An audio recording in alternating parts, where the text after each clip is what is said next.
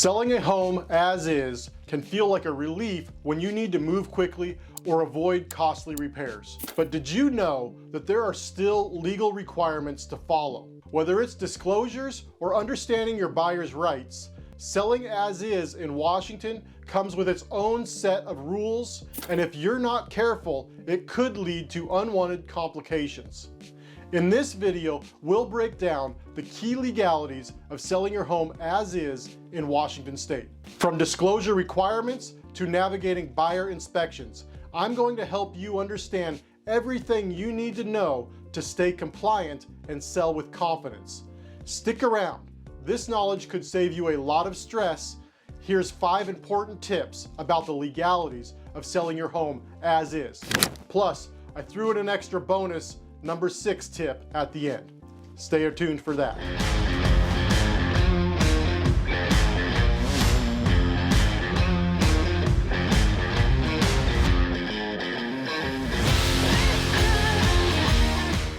Hey, thanks for tuning in today.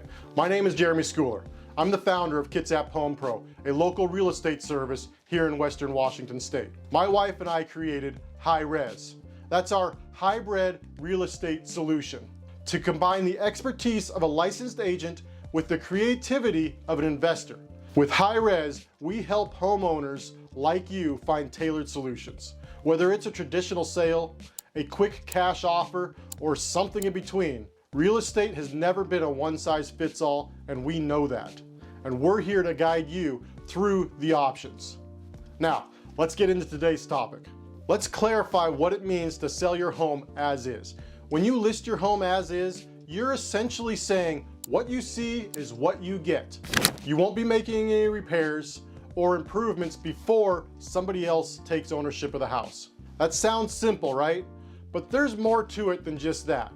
You're still legally obligated to disclose known defects. It's not as simple as what you see is what you get. In fact, it would probably be better, or at least to add, what I know, I'm going to tell you. I'm going to be honest with you about this property when I sell it to you. That's the much safer and more appropriate and even legally required approach. Buyers can, and often will, request inspections. It's very normal for a buyer to request an inspection and to use that as part of their negotiations though. Expecting it and knowing how to handle it can make a huge difference in the deal. And then, transparency is key. It's the way that you avoid legal disputes later on. At the end of the day, you should be able to say, I told you everything that I know about the property. You asked and I was honest with it. While selling as is can simplify the process for you, it's important to understand your responsibilities as a seller, especially in Washington state where disclosure laws are quite strict. The second thing is that the Washington state disclosure requirements. Let's talk a little bit about that. Most homeowners are required to complete something that's called Form 17. This document asks you to disclose any material defects or issues with the property that could impact its value. You guys should see this thing. It's like, I don't know how long it is. It's like 4 pages long. Small print, little boxes. Yes, no, or not applicable, or other, and there'll be a spot to explain. It goes into great detail about the property, asking all kinds of questions. It's sometimes a bit overwhelming. In fact, usually when our sellers are filling those out, we go and meet with them and talk them through it, just because it can be a little bit intimidating, and it asks a ton of questions. It leaves you kind of going, I don't know. I've never even thought about that. Or, I don't know. I mean, yeah, we saw water on the road one time, and so you're like not sure on how much you should be explaining or sharing or how you should answer a question. It's just a little bit overwhelming sometimes. So it's not quite as challenging as it looks. It just asks the question and gives you opportunity to share any issues or damages in the property. For example, you're going to need to disclose things like some water damage, structural issues on the house, or problems with the roof. Even if you're selling a house as is, failing to disclose those known defects can result in legal consequences, like buyers backing out of the deal, or worse, sometimes sellers can be pursued later on for damages even after the sale has closed. If you are asked to disclose something, you need to actually disclose what you know. You need to be able to say, I did fully answer that with all that I knew.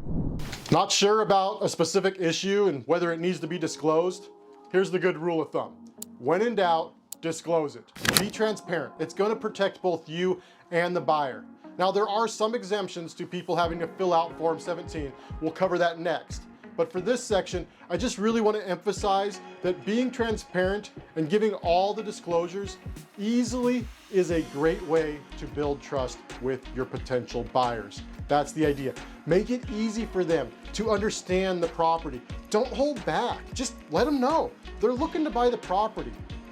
How would you feel if you were in the buyer's position and you're buying a property as is, and the sellers, it just kind of feels like they're hiding information from you, or they're not giving you the whole story, or something comes up in the inspection that you're pretty sure they should have known about and they didn't say anything about it?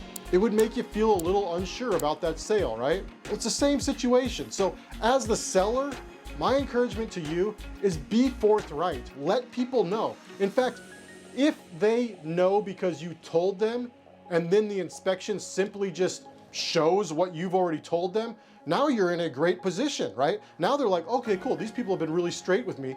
I can trust them when buying this house. Yes, I'm buying a house as is, but I know what the project is I'm getting because my sellers, the people I'm buying this house from, have been honest with me. That's so much better of a position to be in. And at the end of the day, even after the sale, it is a much better position for you from a legal standpoint. Let's talk about those exemptions from filling out Form 17. Not everybody has to fill it out. There's some very certain and specific exemptions that apply. Like if you're selling to a family member, or if you're selling a newly built home that's never been occupied, or perhaps if you're transferring property through a court order of some sort. Any of those all are exempt from. You don't have to fill out Form 17. There's nothing really to share. A transfer between family members is what it is. It's a in-family transfer. Court-ordered sales are, you weren't wanting to sell the house or whatever it is. Somehow the court is ordering that the house be sold. This might be through a divorce, through an inheritance, things like that, right? And in that case, it's like, hey, the house is just getting sold.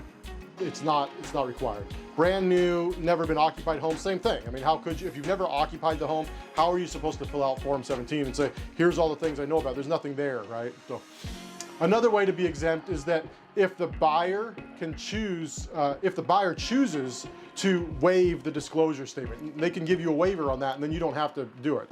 This is common in certain off-market or as-is transactions. If you're dealing with an as-is sale, you really should either use Form 17 disclosures or ask for a letter specifically from the buyer saying that they waive your responsibility for disclosure.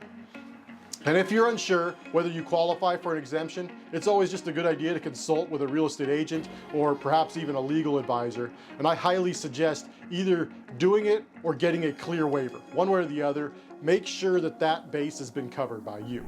Okay, buyer's inspection rights. Buyers can ask to inspect the property.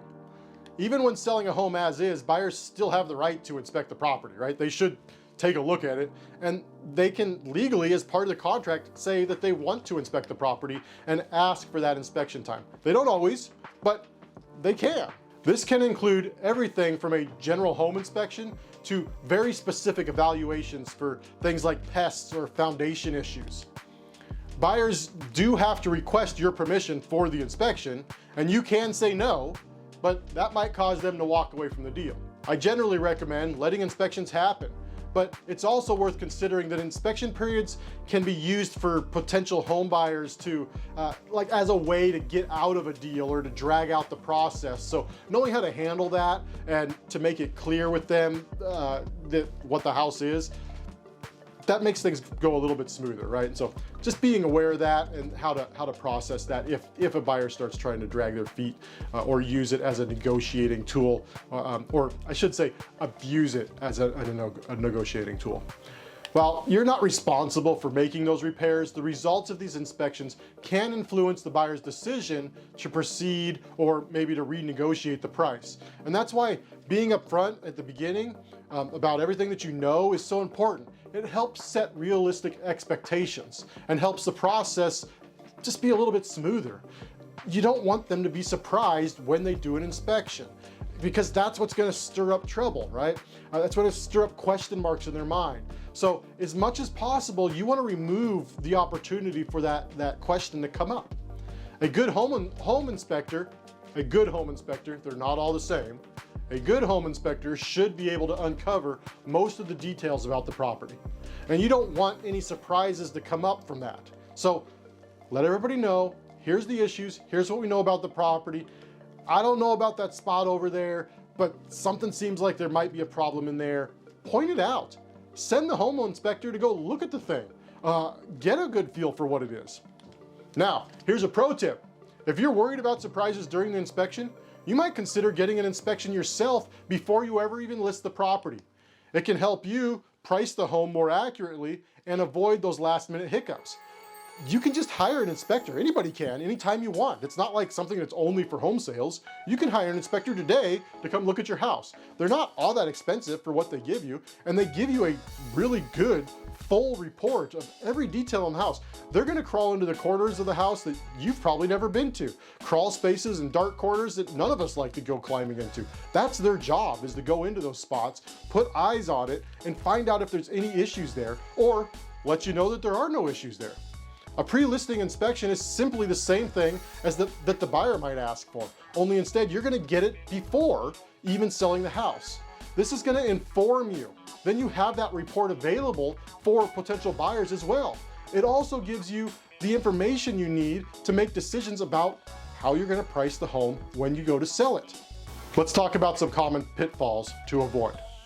Some of the mistakes that sellers make when navigating the legalities of as-is sales. Failing to disclose known defects. Over-promising in your listing description. With that, you might have that crumbling foundation or that thing that's going on and you tell them it's all good. Well, then they come looking for a house that's all good. And then they get there and they find a house that's not all good. Don't do that. It just makes it difficult for everybody. And it can put you in a legal bind later on. And then there's ignoring rights to inspection. Like, don't ignore that. Let people inspect the house. It's okay for a potential buyer to want to inspect the home. In fact, I would encourage you to encourage your buyers to inspect the home. Avoiding these mistakes can save you from legal headaches and help you build trust with buyers. Remember, honesty and clarity are your best tools for a successful as-is home sale. All right, there you have it. 5 important tips for the legalities of selling your home as is in Washington State.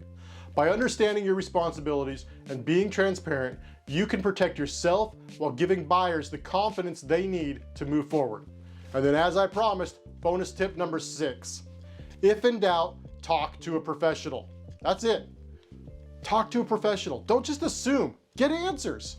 A good professional will not only be able to answer those questions, but they can also ask the right questions to you to help you start thinking all the way through the deal. There's things you may not have even thought of that a good professional is gonna be already ahead of on. And they should not cost you any money, for the record. Right? A good professional should be worth anything that they charge and help you get a better price. They should be able to help you do better. Yes, they may have their fees, but if you use their services, their service level should justify those fees. By the way, I don't charge for consultations. I always encourage people to schedule a meeting so we can brainstorm.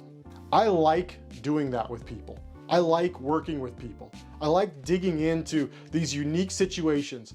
I specifically market to people that are in some sort of a struggling situation so that I can go sit down and talk through their situation, brainstorm, figure out something unique. That's why we've created this business the way we've created it. We've got all the options. We can list the house as it is. We can list the house like any other traditional sale, and we've got experience with selling homes in that condition. Or we might be able to buy it. We're an investor as well. We might be able to offer a cash offer that makes sense to you, or connect you with somebody else, or have some other creative investor option that is going to be the right fit for you. We've got all those things. What we don't know is your situation. And that's the part I love about this work. I love to sit down with you and talk through what your needs are. I'll often ask, I'll ask you straight out, if you could wave a magic wand and here's what things look like in a couple of months, or here's how this whole process works out, I want to hear that dream, whatever it is, however big and crazy it is. I want to hear that, because at least that then gives us a place to point to, and we're going to work that direction. We may not be able to get to, hey, I've got this house that's worth $200,000 and it needs $100,000 worth of work. Could you give me $1 million for it? Or do you think somebody will give me that? Probably not, right? So we got to work through reality there a little bit, but we could figure out some ways to get you pointed in that direction, and maybe the next time you're selling your house for $1 million.